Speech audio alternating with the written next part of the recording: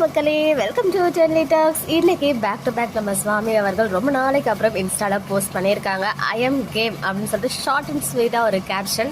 இந்த போட்டோகிராஃபர் கூட தான் ஒரு நாள் வந்து அந்த நியூ லுக்ல, அதாவது பியர்ட்லாம் எடுத்ததுக்கு அப்புறம் நிறைய போட்டோஸ்லாம் வரப்போகுது அப்படின்னு சொல்லிட்டு சொல்லியிருந்தாங்க இல்லையா. ஸோ இன்னைக்கு ஃபர்ஸ்ட் செட் ஆஃப் போட்டோஸ் வந்து ஷேர் பண்ணியிருக்காங்க. ஆனா இங்கேயும் வெண்ணிலவா அப்படின்னு எனக்கு ஒரு மைண்ட் வாய்ஸ், பிகாஸ் அந்த பிக்சர் ஷேர் பண்ணி பேக்ரவுண்ட் மியூசிக்ல வெண்ணில ஐ மீன் அது வேட்டையாடு விளையாடல வரும் இல்லையா, வெண்ணிலவே வெள்ளி வெள்ளி நிலவே, அந்த சாங் தான் பேக்ரவுண்ட்ல போட்டிருக்காங்க. அவ்வளவுதான், அதை வச்சு நம்ம இன்னும் டீப்பாலாம் ஏதோ ஆராய்ச்சி பண்ண வேண்டாம். அண்ட் எனிவேஸ் ஒரு மாசான பிக்சரை பிரவீன் சார் வந்து ஷேர் பண்ணி நம்ம எல்லாரோட பிரெயினுக்கும் வந்து தீவிரமான வேலையை கொடுத்துருக்காரு தான் சொல்லுவோம். ஈவன் அதுக்கு முன்னாடி இன்னைக்கு மார்னிங்கே அவங்களுடைய ஃப்ரெண்ட்ஸ் சுவாமி அவர்களுடைய ஃப்ரெண்ட்ஸோட ரீயூனியன் ஆகி ரீசெண்டாக ஒரு நியூ பிக்சர் வந்து ஷேர் பண்ணியிருக்காங்க. மேபி அது நியூ இயர் அப்போ எடுத்ததா இல்லை ஒரு 2 to 3 days பேக் எடுத்ததான்னு தெரியல. ஆனால் இந்த நியூ பிக்சர்ன்றது மட்டும் அவரோட பியர்ட் வச்சு நமக்கு தெரியுது. ஸோ அதையுமே இங்கே ஷேர் பண்ணியிருக்கேன். ஸோ இப்போ மெயின் பிக்சருக்கு வரலாம். ஸோ இந்த ஒரு பிக்சரை வச்சு பார்க்கும்போது நிறைய விஷயங்கள்ல யோசிக்க தோணுது. ஸோ ஃபர்ஸ்ட் நம்ம எல்லார் மைண்ட்லும் வர்றது, குமரனுக்கு இந்த கான்ட்ராக்ட் மேரேஜ் தெரிஞ்சு விஜய் மேலே கோவப்படுறாரா அப்படின்னு சொல்லி. சப்போஸ் குமரனுக்கு அந்த அளவுக்கு கோவம் வந்துச்சுன்னா கூட விஜய் எதுக்கு அவ்வளோ ஆக்ரோஷமா கோவத்தோட நம்ம குமரனுடைய சட்டையை பிடிக்கணும் அப்படின்றது தான் எனக்கு செகண்ட் கொஸ்டினாக இருக்கு. ஏன்னா குமரனுடைய கோவப்படுறது வந்து நிஜமாவே ஒரு வேலிடான பாயிண்டாக தான் அந்த இடத்துல இருக்கும். ஏன்னா அவருக்கு வந்து அவர் மட்டும்தான் ரீசன். ஆக்சுவலாக பார்த்தீங்கன்னா இந்த கான்ட்ராக்ட் மேரேஜ் வரத்துக்கு குமரன் தான் காரணம். ஏன்னா பணத்தை வந்து அவர் தான் வந்து மிஸ் பண்ணிட்டாரு. அந்த ஆன்லைன் மூலமா சிலர் வந்து ஏமாத்தி அந்த காசை வந்து பறிச்சுப்பாங்க இல்லையா. ஸோ அந்த ஒரே காரணத்தினாலதான் காவேரி வந்து நர்மதாவுடைய அந்த ஹாஸ்பிட்டல் செலவுக்காக இந்த கான்ட்ராக்ட் மேரேஜ்க்கு அக்செப்ட் பண்ணி அந்த மணியை வாங்கினாங்க. ஸோ இந்த உண்மைகள் குமரனுக்கு தெரிய வருது. ஸோ அது எப்படி தெரிய வருது, எல்லார் மூலமாகவும் அது வந்து தெரிய வருதா, ஐ மீன் எல்லாரும் இருக்கும்போது தெரிய வருதா, இல்லை குமரனுக்கு மட்டும் தனியாக ஃபர்ஸ்டே தெரிய வருதா நிவின் மூலமா அப்படின்றது யோசிக்க வேண்டிய விஷயம். பிகாஸ் அப்கமிங் கான்ட்ராக்ட் மேரேஜை பற்றி தான் மூவ் ஆக போகுதுன்னு பிரவீன் சார் சொல்லியிருக்காரு.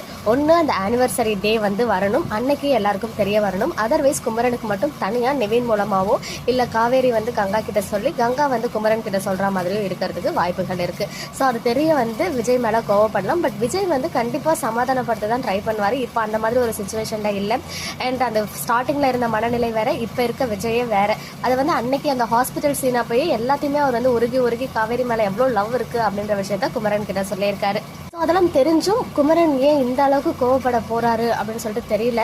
அண்ட் இன்னும் ஒரு கமெண்ட் பார்த்தேன், பின்னாடி வந்து அந்த ட்ரக் இருக்கு இல்லையா, ஸோ அதில் எல்லாரும் காலி பண்ணிட்டு ஊரை விட்டே போகிற மாதிரி, மேபி காவேரியும் கூட்டிகிட்டு போகிற மாதிரிலாம் நிறைய பேர் சொல்லியிருந்தீங்க. மேபி கண்டிப்பாக காவேரி கூட்டிகிட்டு போகிற மாதிரி இருந்தால் விஜய் கன்ஃபார்மாக டென்ஷன் ஆகி சட்டையை பிடிப்பார்னு தான் நினைக்கிறேன். ஏன்னா அவரால் காவேரி இல்லாமல் இருக்க முடியாது.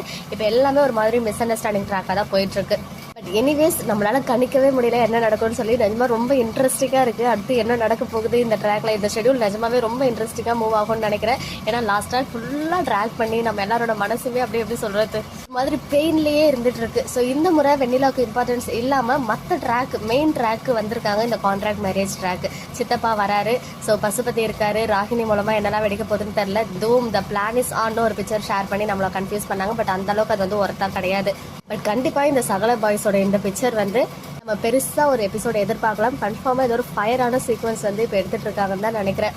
ஸோ பொங்கல் ஸ்பெஷல் கிஃப்டாக நமக்கு வந்து பவர் பேக்டு எபிசோட்ஸ்லாம் ஆன் த வேல வந்துட்டு இருக்கு. ஸோ பொங்கல் செலிப்ரேஷன்லாம் முடிஞ்சால் அதுக்கு அப்புறம் தான் இந்த எபிசோட்ஸ்லாம் கன்ஃபார்மாக டெலிகாஸ்ட் ஆகும். இவ்வளோ சீக்கிரம் வரதுக்கு வாய்ப்புகள் குறைவு.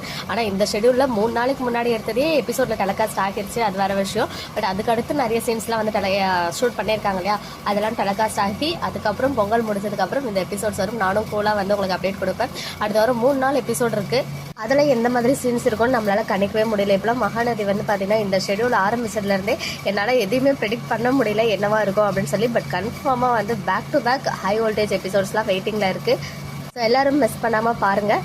அண்ட் மகாநதிக்கு சப்போர்ட் பண்ணுங்கள்.